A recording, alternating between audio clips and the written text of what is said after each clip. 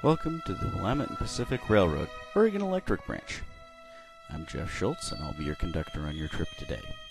We are currently at the Albany end of the layout, the southernmost track. As soon as we hit the turnout up ahead, we will be on the northernmost track, Tigard.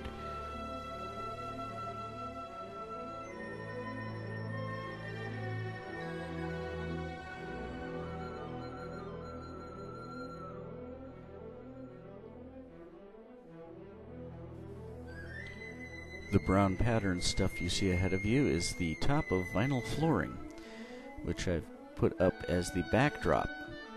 For the other side, it has just a plain flat white surface that is very suitable for painting backdrops on.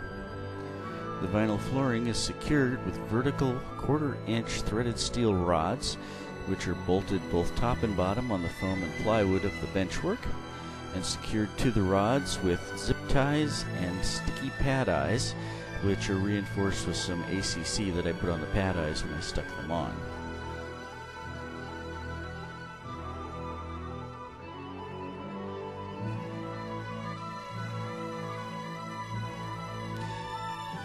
Your camera platform is an old A-line well car kit from the 1990s or so that I cut the end platform off, resulting in basically a platform, a coupler, and a truck. Just big enough to hold the keychain camera that I'm using to videotape this with.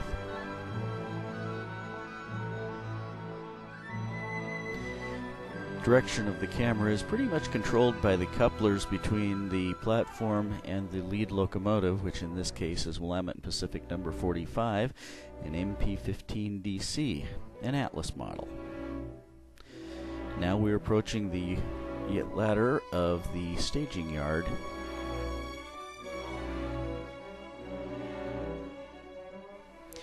I hope you've taken your Dramamine because the ride is about to get kind of bouncy. Single truck does not stabilize the ride very much.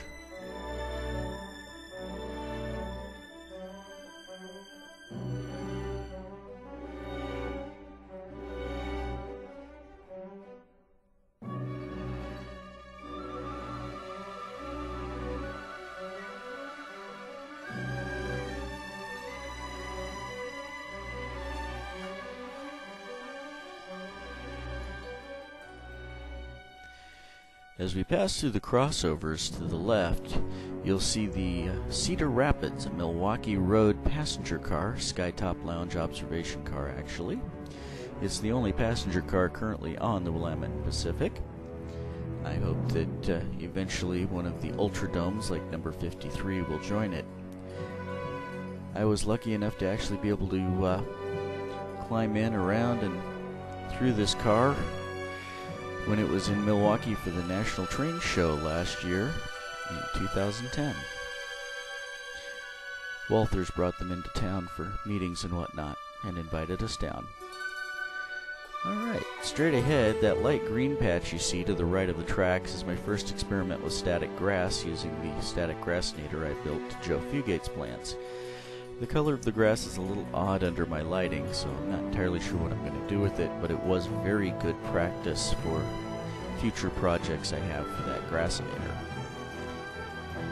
Alright, and starting with this turnout, to the left we have Astoria plywood. This section of my layout is effectively Fantasyland in that while the industries themselves are real, they're nowhere near where I have them modeled on the layout. Astoria, of course, is a city on the northern Oregon coast, right up next to the mouth of the Columbia River. The mill was actually torn down after it closed in 1992, but in my reality, it's still going strong around 2005. Coming up on our left here is the Mount Angel Bottling Company Pepsi plant. I'm a confirmed Pepsi-holic, so it's only appropriate that it be on my layout.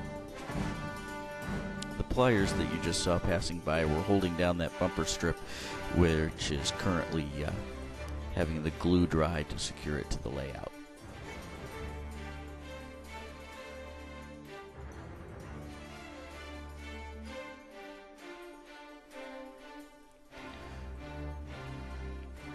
Upcoming, we have a bit of a scenic separation in a corner with a grove of conifer trees that we'll go through.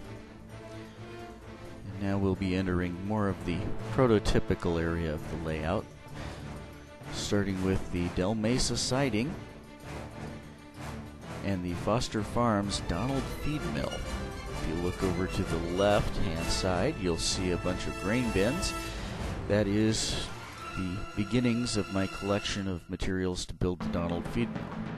On the right is a field that has been harvested and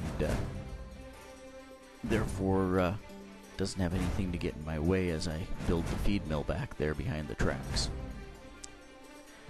Straight ahead, you can see that we will be growing corn in this area fairly soon.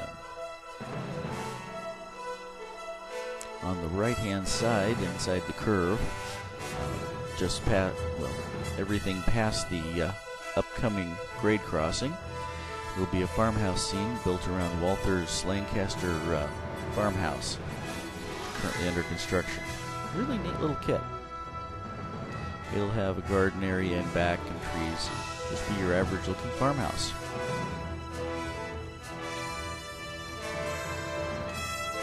To the left of the track here, I think I'll probably be putting in a grove of some sort of trees, either filbert hazelnuts, which are a major area or major product of the Willamette Valley, or possibly a fruit tree of some sort. Directly ahead is the hop field that I have been constructing. It's still under construction. I built a hops kit from one of the manufacturers. Did not particularly like how it looked. It did not look like what we have in the Willamette Valley very much, so I decided to see if I could do a better job. I'm hoping to turn it into an article for Model Railroad Hobbyist. We're now passing through Hopmere. On the right is White Hauling, a cattle feed transloader, and on the left was Western Ag Co-op, basically a fertilizer dealer.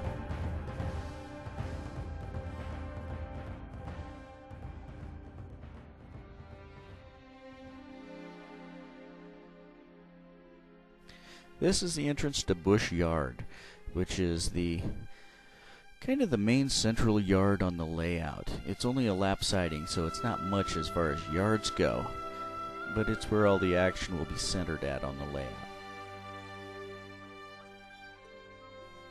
In the background, you can see the tracks of the Labish interchange, a 3-track yard, as well as an industry back there.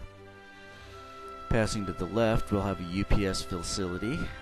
Not entirely sure what I'm doing with the Quonset hut. It's just a good place to put it.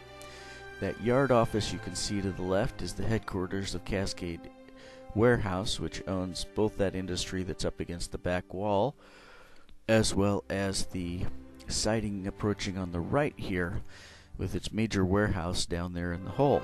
That used to be Capital Lumber, so that's the Capital siding still. They also own one of the facilities on Front Street. We're now passing 2 tracks on the left, which are used for engine maintenance, as well as a rip track or an off-spot siding. The turnout ahead is for the Labish interchange off of the OE main.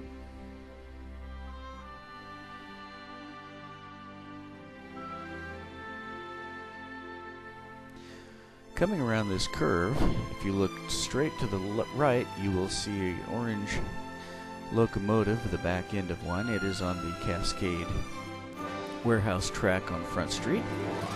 And straight ahead now, you'll see a green boxcar that is on Truett Brothers, which is a canning and freeze-drying operation also on Front Street. Normally the siding will be used for corn syrup tank cars. Approaching on our left is the Boise Cascade Spur. Boise Cascade used to be a full-scale paper mill, but is now, as far as layout goes, just a place for cutting and storing craft paper rolls.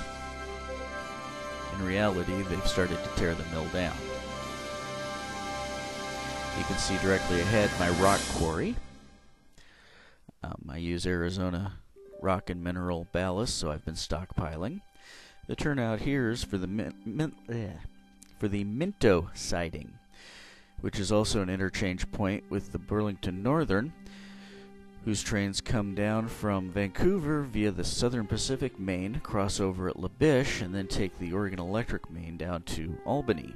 They drop cars off here at Minto for the Salem local to pick up and deliver to industries in this area. Also on the right-hand side, as you'll see in a moment, I have a railroad park. That's a Z-scale train with a locomotive and a couple of gondolas with seats in them for HO scale passengers. My wife thinks it's just to let me play with Z-scale equipment, and she's probably right.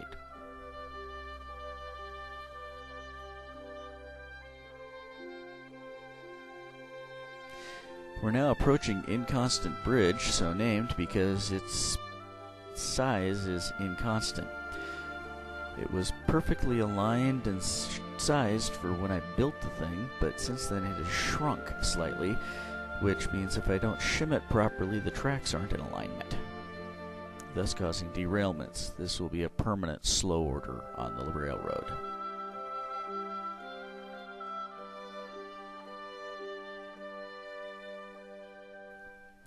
Alright, now we're climbing the 2% grade into Albany, or the Albany Tigard staging. And this is where we began our trip, up at the top of this hill. As we get to the top, if you glance off to the left, you may see some other rail cars and engines. That is Salem/Portland off of the Southern Pacific Main, which is the end of the LaBiche interchange.